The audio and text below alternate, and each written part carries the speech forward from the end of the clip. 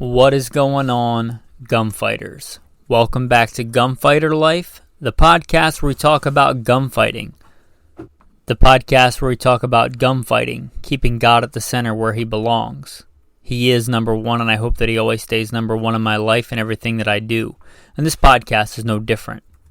Today we're going to be talking about another obscure cartridge. If there ever could be a cartridge that you might consider a baby Dragoon, an oxymoron?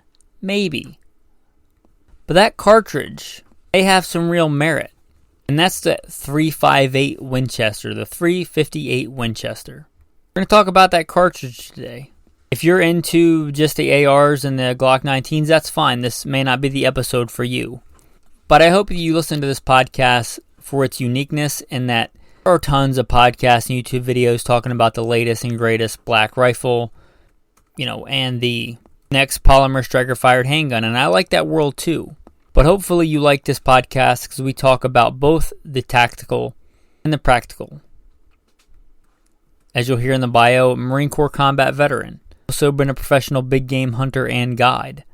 If you like this podcast because you get a more enveloping perspective on guns than just the Glock 19 or the AR. With that, I'm going to plug in the bio, and we'll get into the topic after that. If you want to skip it, skip to around 3 minutes and 45 seconds from now. Who am I? A question we should all ask ourselves. I am, first and foremost, a servant of God, made in his very own image, a follower of Jesus Christ.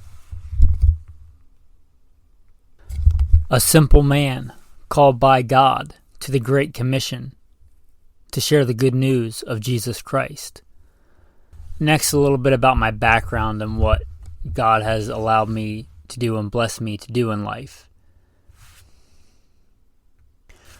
Grew up what most would consider very poor in the backwoods of the southeastern and mid-Atlantic United States, hunting and fishing. Joined the Marine Corps at 17. Did a couple of combat tours in Iraq. So a decorated Marine Corps combat veteran. Infantry assaultman. After the combat tours, I was an urban warfare instructor for the United States Marine Corps under Mojave Viper. I also served in the U.S. Army, both full-time and part-time National Guard. Also a veteran of law enforcement. I served with LAPD. I was a sworn peace officer, a cop for LAPD. I worked regular patrol assignments and more specialized assignments. One of those more specialized assignments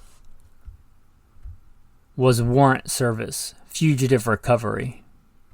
Also had some other law enforcement roles. I am an FBI certified firearms instructor and been certified by another 3-letter government agency in a lot of firearms and training things. I've also been a private contractor, worked in the private sector pertaining to tactics and gunfighting and protecting America from enemies foreign and domestic. I served as the commander of a tactical team to stop active shooters in a large metropolitan area. That was our primary mission, to stop active shooters, which sadly are a thing in America today. I've also been blessed to do quite a bit of competition shooting. Started my first formal competitions even before joining the Marine Corps at 17. I had won more shooting competitions than I can remember. I have competed in all manner of disciplines in shooting. I've been blessed to be a state rifle and pistol champion, West Coast regional champion. Like I said, been blessed to win more shooting competitions than I can remember. Mentioned hunting. I've hunted to put meat on the table starting when I was a child. I've also been a professional big game hunter and guide, hunting and slaying all manner of beast. And I don't apologize for that. Humbled to be the host of 3 podcasts: Simple Man Sermons, Alpha Male Podcast, and Gunfighter Life. Obviously, as things not mentioned, I've been blessed to do many other things. But, again, first and foremost, I'm a servant of God, a believer and follower of the Bible, the Word, Jesus Christ. And I don't apologize for that. With that, let's transition into today's topic. Alright, so the .358 Winchester. Maybe you've never even heard of it. It's a pretty cool cartridge.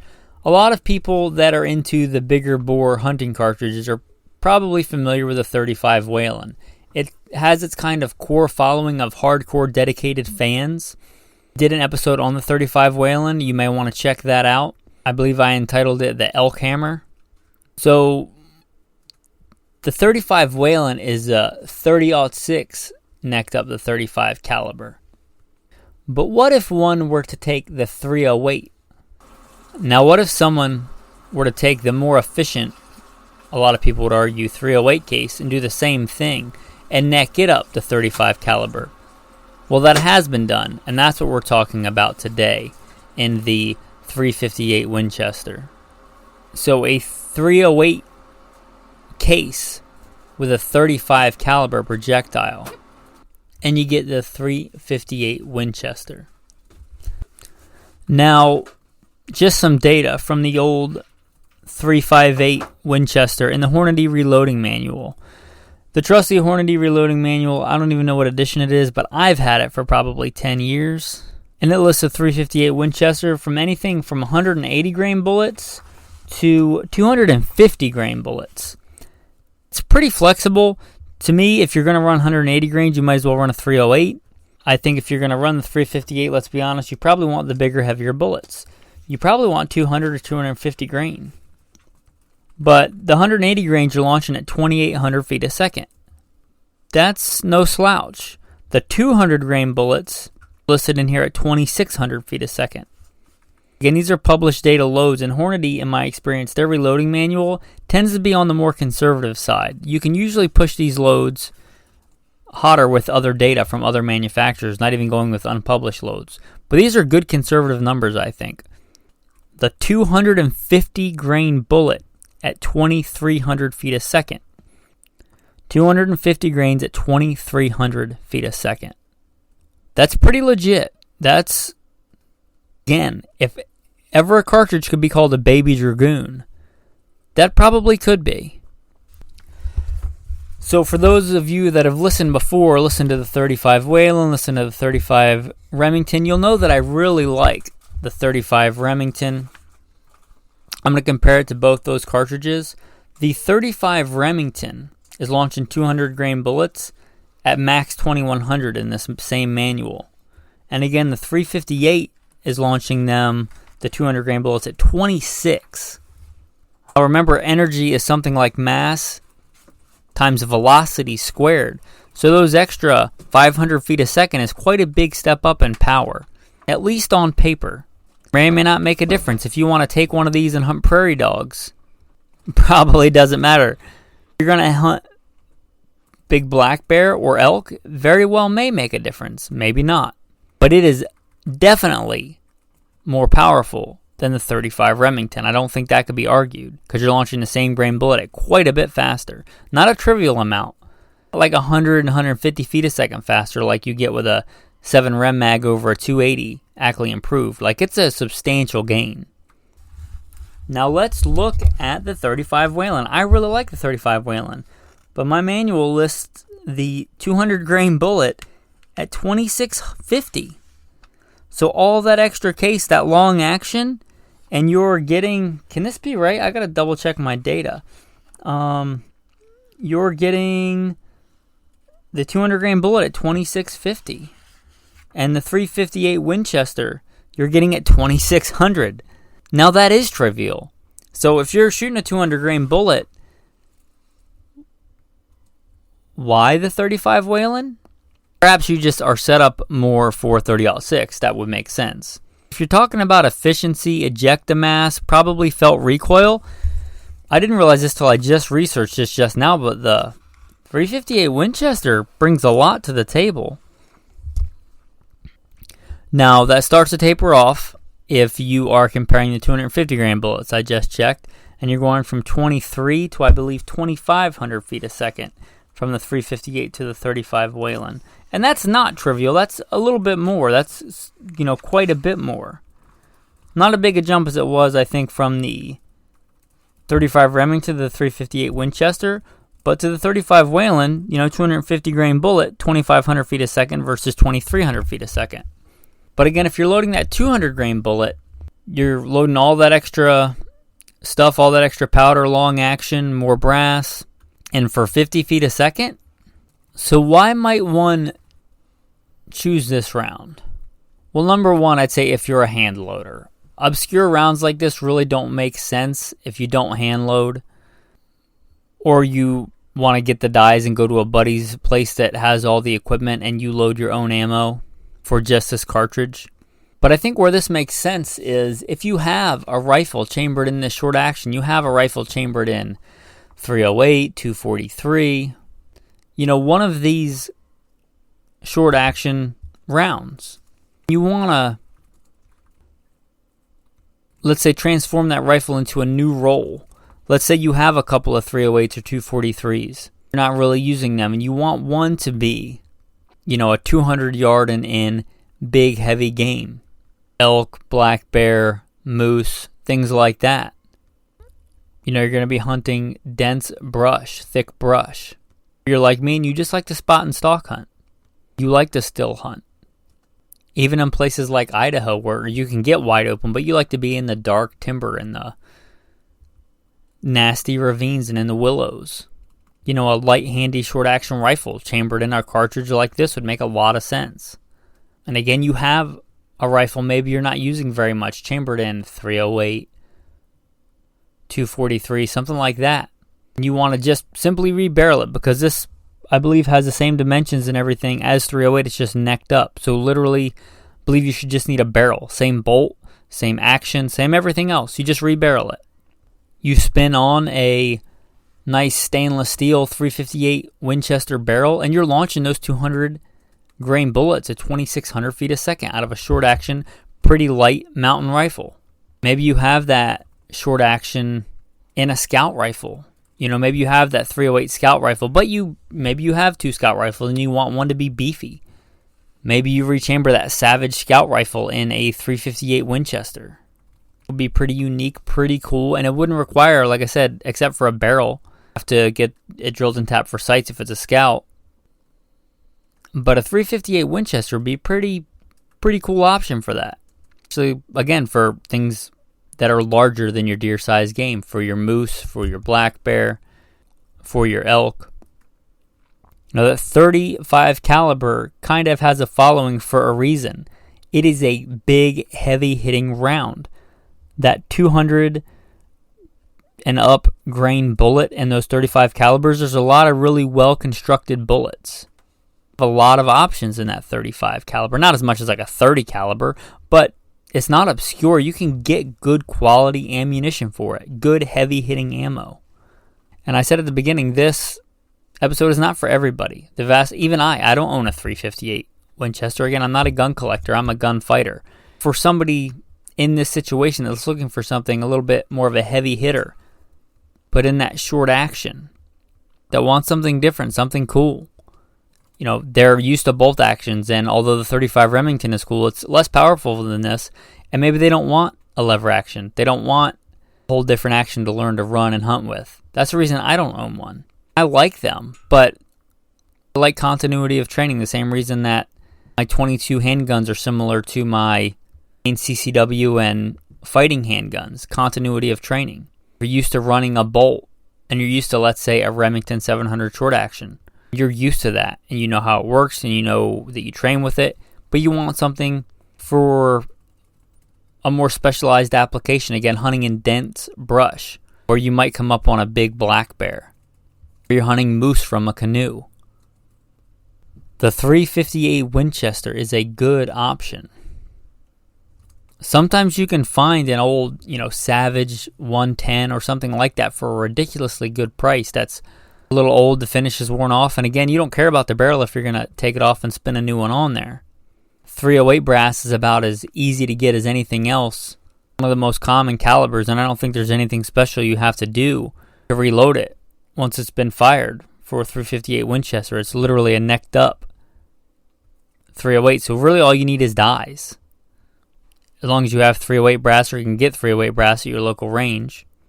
So perhaps another niche for this would be if you're looking for a budget Dragoon, one that can be shot. Because again, once you have the brass, really only paying extra for the projectiles. The powder's not going to be prohibitively more expensive. The brass is going to be easy. A lot of these rifles that are a little beat up that you're going to rebarrel anyway, a lot of them are chambered in 308 because it's super common. It shares a lot of compatibility with the 308, so you got that going for you.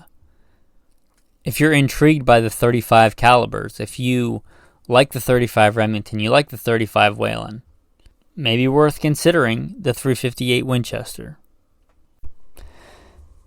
If you want to support this show, if you're listening on iTunes or Spotify, scroll down and hit some stars. Make sure you're subscribed. If you're listening to this on YouTube, I kind of put these on YouTube. It's kind of an afterthought, I'll be honest. These are podcasts. These are meant to be listened to in an audio format. But I've noticed, my wife said that if I'm doing this as a business, I should actually look at analytics. And I looked at that, and there are quite a few people that watch these on YouTube. For doing that, consider, if you don't normally, checking out podcasts. At least this one, because you obviously listen to it. Go to iTunes or Spotify, look up Gunfighter Life, and hit the subscribe. You'll get alerted when these come out. Tactical tip of the day. We recently talked about in our Patreon chat, which you can be a part of if you become a patron. GoodShepherdTraining.com. But anyway, the tactical tip of the day. We talked about bullet selection.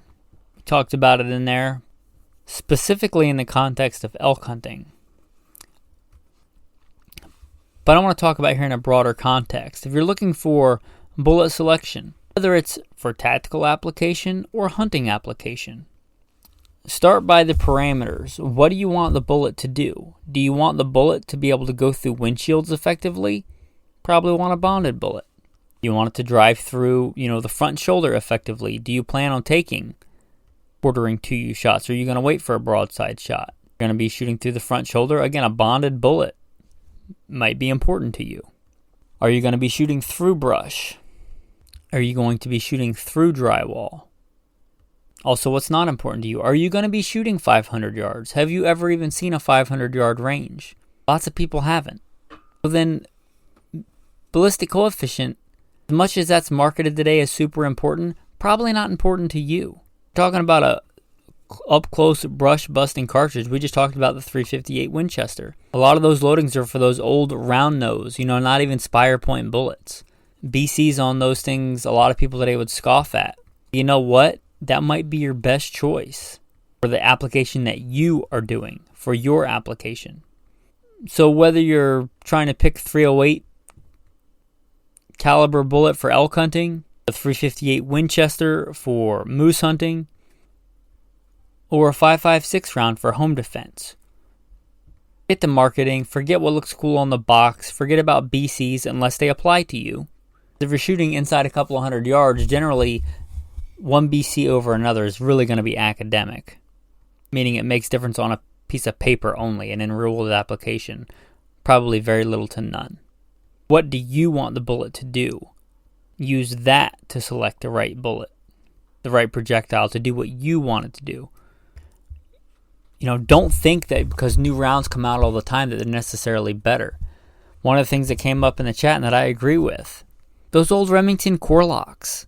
Those things have killed who knows how many things that have stopped breathing because they had a Remington core lock put in them. One of my favorites, the Federal High Shocks. They've been around a long time. They put a lot of animals, a lot of things in the dirt. They ceased those things from breathing. Not super high tech, not super high BC, but they work and they work well. Probably find them at your local store if they carry ammo at all. And they work. They work and they're available and they're cheaper.